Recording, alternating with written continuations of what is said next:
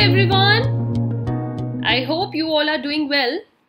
Students, in this class, as you know, we have started already our very new act, that is Bharatiya Nyaya Sanhita (BNS), the act which replaced Indian Penal Code (IPC). And in this session, after discussing thoroughly the context, key features, highlights of this BNS, जो कि हम already last sessions में कर चुके हैं, recently we started this new act and students जिन्होंने अभी last session नहीं देखे हैं तो आप please मेरे साथ follow कर लीजिए. I think this is just the third session of this playlist. Go and watch out the last one. On the top you see the link of last session. This will give you great knowledge about what are the key features or key changes जो BNS में आए हैं. अब हम start कर रहे हैं in detail all the changes that are done and what exactly BNS contain. So this is your section 1, dear student, and section 1 is about short title, commencement and application of BNS.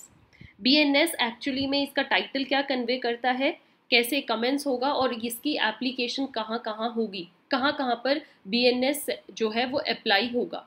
So we will cover this in this session.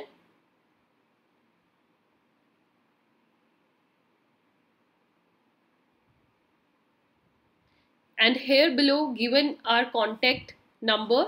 You can call us or you can WhatsApp message us if you have any queries, if you want to ask about personal classes, tuitions या आपको notes के बारे में पता करना है तो आप हमें इस नंबर पर कॉल कर सकते हैं और you can even mail us on learnwithnishman@gmail.com. So let's begin this session. Section 1. This भारतीय न्याय संहिता 2023 जो है ये एक सिग्निफिकेंट डेवलपमेंट है in India's legal system. Already you know because it brought out a complete change in the IPC. जैसे जैसे हम आईपीसी में अमेंडमेंट्स कर रहे थे तो एक नीड अराइज हुई थी that we have to replace this. अब टाइम आ चुका है कि आईपीसी को रिप्लेस करना चाहिए and this is the new thing that come into mind. And it provided a framework for ensuring justice and accountability both within and outside the country's boundaries. Okay, तो ये जो BNS आया dear student, it brought a crucial step और ये एक ऐसा major step था जो इंडिया को uplift करने में help करेगा. इंडिया की जो commitment थी कि हमें अपने देश का जो कानून है उसको और मजबूत करना है, upholding that rule of law that made more, इसको और ज़्यादा पावर दी है BNS ने. This phased implementation approach will ensure कि जो कानून की इंट्रोडक्शन हुआ है, जो ये BNS एक्ट आया है, this will be more efficient and effective as compare to IPC. Although हमने आईपीसी से जो भी उसमें मेजर प्रोविजंस हैं उनको कैरी फॉरवर्ड किया है, but certain changes are also made जो कि हम अब धीरे धीरे हर सेक्शन वाइज समझेंगे.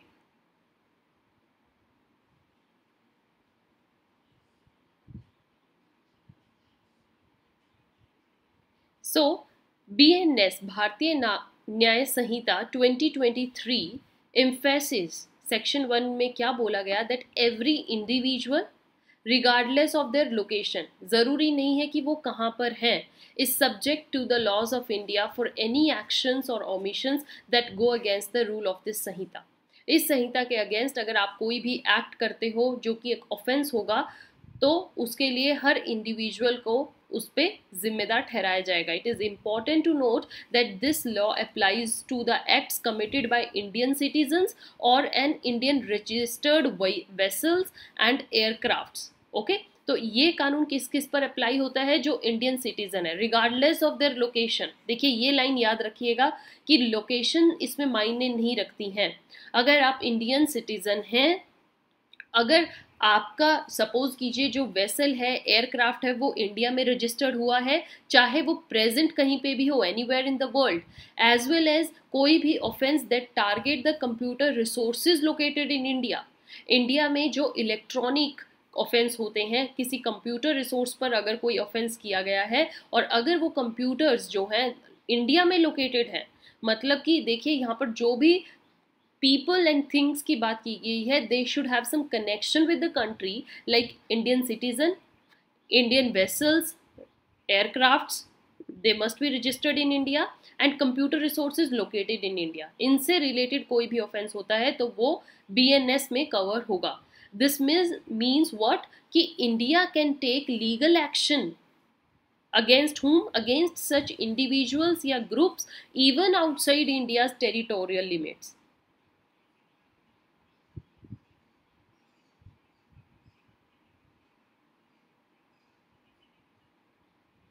तो ये बहुत ही ब्यूटीफुली एक्सप्लेन किया गया है क्या कि इंडिविजुअल या फिर ग्रुप्स, चाहे आप कहीं पर भी हो, लोकेशन डजंट मैटर, अगर आप इंडियन सिटीजन हो तो आपको ये कानून आप पर अप्लाई होगा ही होगा, टेरिटोरियल लिमिट्स के बियॉन्ड इसमें बात की गई.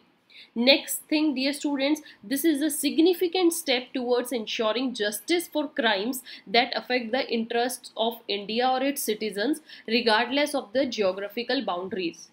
राइट अगर इंडिया में आपने क्राइम किया है तो आप चाहे कहीं पर भी हो, आपके ऊपर ये कानून अप्लाई होगा, और यही चीज़ जो है जस्टिस को और ज़्यादा डिमांडफुल बनाता है. अब हमारे पास एक इलस्ट्रेशन है, आप इसको समझिए. सपोज कीजिए a who is citizen of India, right, a person जो कि इंडियन सिटीजन है और वो एक मर्डर कर देता है in any place without and beyond India, India के बियॉन्ड मर्डर कर देता है. So he can be tried and convicted in murder in any place in India.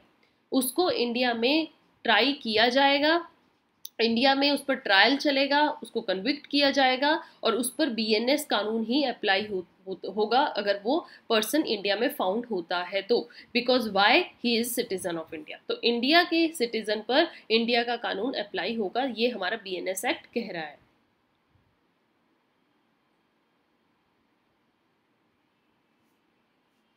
Lastly, this section says that also जो संहिता है, this BNS Samhita states that it will not interfere with existing laws pertaining to mutiny, desertion of military personnel or any special or local legislation that thus preserving specialized legal provisions.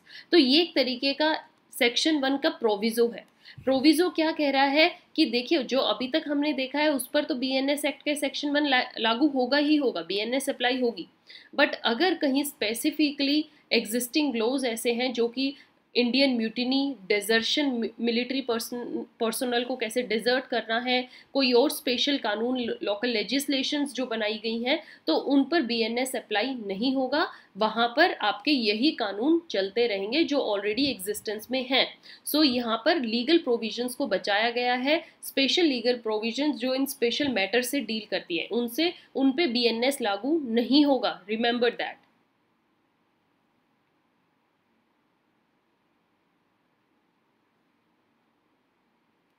So I hope dear students आपको ये section 1 detail में समझ में आया है.